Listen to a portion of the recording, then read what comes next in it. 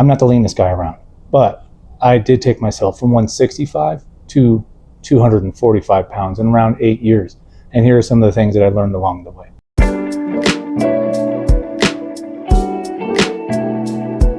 So the first tip is going to have to be food. Food is the main driver of hypertrophy every time.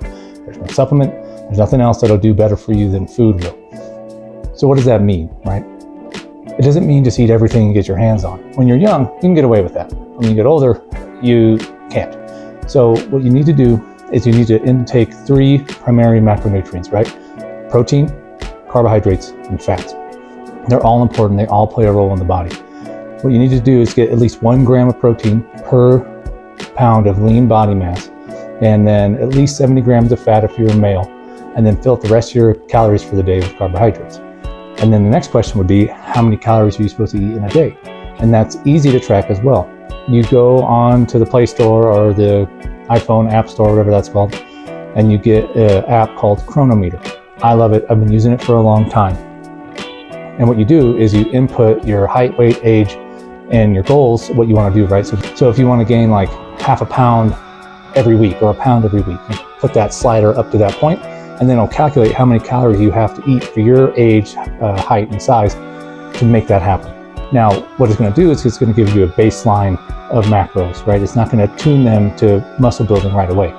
So go on to Google and look up macro split for muscle gain. And then look that up and it'll give you a couple percentages, right? So let's just, this isn't one, but let's just say, for example, 30, 30, 40. What does that mean? So it would mean that 30% of your calories come from protein, 30% of your calories come from fats, and 40% are going to come from carbs. Now that is not a muscle building split. That is just the numbers off the top of my head.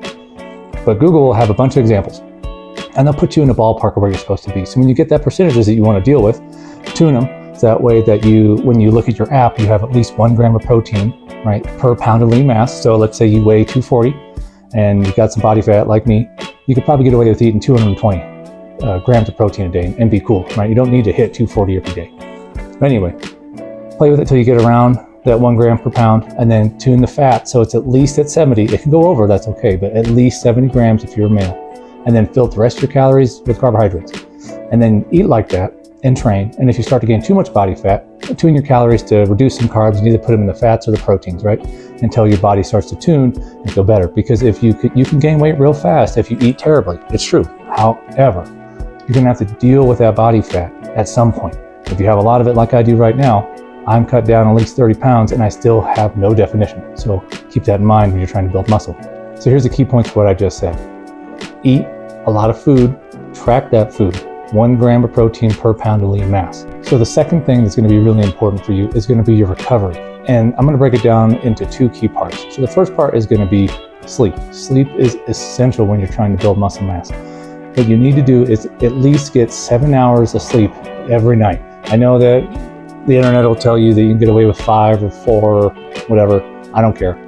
I sleep. I aim for 7 to 8 hours every night, and I try to get it every night because it helps me recover and helps me feel better. And when you sleep is when your body actually repairs the damage to your muscles that you did that day prior or 2 days prior. So you need adequate rest. When you're going to sleep, you need to develop a good sleep hygiene routine. Sleep hygiene is a way to set up a schedule around bedtime to where you do the same routine every night, and as soon as your head hits the pillow, you're doing nothing else but sleeping. There's no being on your phone, there's no playing Nintendo Switch, there's no Steam Deck if you have one of those, there's nothing. As soon as your head lays down, you're going to bed. And you do that every night. That way your body, when it does that routine, it's like, all right, time to calm down, produce melatonin, and hit the sheets. You need to get into that habit, and you'll thank me later. And for those of you guys on night shift, I'm sorry, I don't miss that life. But try to do the same, okay? Because the more sleep you get, the better off you'll be. Now, the second half of recovery that is also very important is recovery of your body, right? Recovery of the muscles. So whenever you train, especially for muscle building or hypertrophy-based training, you need to rest at least 24 to 48 hours in between that muscle group training again. So let's say you train legs really hard on Monday, you probably shouldn't train legs again on Tuesday. You should probably train legs on Monday and then train legs again on either Wednesday or Thursday, depending on how your split goes, okay? So at least 24 to 48 hours for the muscle. So here's the key points from that.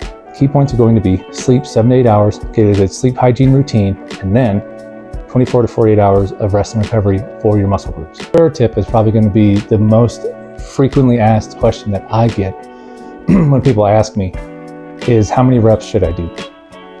There is so many videos and so many people with bigger brains than mine talking about rep ranges and how many are good or how many are bad. And here's what I think.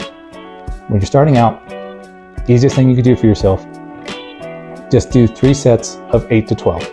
If you're a beginner, if you're just starting, 3 sets, 8 to 12 reps. And what does that mean? So 3 sole sets, right? So you're gonna bench press 3 times, 3 separate times, and you're gonna do 8 to 12 reps each of those sets. So what that looks like is, let's say you put on a weight and you do it 11 times. And that 11th rep, if you try to do it one more time, you would fail. You're good. You're within the range, keep it there. And just do that weight 2 more sets and call it there. Track those numbers, track that weight. And then when you come in the next time, aim for 12. And if you get 12 reps, if you can go beyond 12 reps, go beyond until you get within that 1 to 2 rep failure range.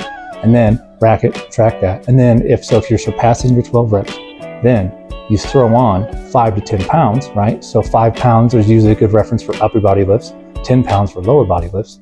And then you start over. Then you're gonna do 8 to 12 reps. And if you hit 8 reps and it's close to failure, solid. Do it again next week. You're gonna hit 10, and then hit 12 again the following week. Then you add on another 5 or 10 pounds, right? And this cycle continues, so eventually it'll plateau. So keep that in mind though, you can't do this forever. This technique is called progressive overload. And you can do it for a pretty long time. Probably about, if you're doing it correctly, I would say, as long as you don't start too light, 3 to 4 months, you'll probably be solid. But eventually you're going to hit a point where you cannot go up anymore, and that's fine. It happens to everybody, but this is for beginners. Remember, this is hypertrophy 101, not whatever the next thing would be, 102. Anyway, key point, 3 sets, 8 to 12 reps, add 5 to 10 pounds every time you surpass your 12 reps, and call it progressive overload.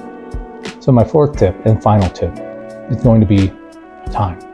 It's going to take you time, a lot of time. As a natural lifter, you'll see some changes. If you're a beginner, you'll see some changes in about 3 months. And even then, they won't be super drastic. So don't think you're gonna look like an IFBB pro just because you started doing some bodybuilding training. It's going to take you considerable time. But, however, if you learn how to enjoy the process instead of the results, it'll take you way further. Because I can't tell you how many times I've been discouraged because I don't look like the dudes on magazines or on the internet. And I know in my head why I don't look like them. But still, it's discouraging sometimes. It gets to you, especially when it's marketed to you all the time. Remember, you're doing the right thing. You just got to keep doing it. You have to do it consistently. And even if sometimes you feel down and you're like, I'm not jacked, I don't have a 6-pack, it's cool. Don't worry about it. Just keep training, keep giving it time, and keep adjusting little things over time until you get the results you want. And then you can look in the mirror 5-6 years from now and say, look at this. I built this temple that I'm living in, my body, right? So just give yourself some time and be patient. So just remember, give yourself some grace, give yourself some consistency, and then in a year, you're going to be a whole new person. So that's it. Eat more, train smart, sleep better, and give it consistency and time. And you'll see some changes in your body. Just keep coming back and keep trying. And until next time, I appreciate you watching if you did.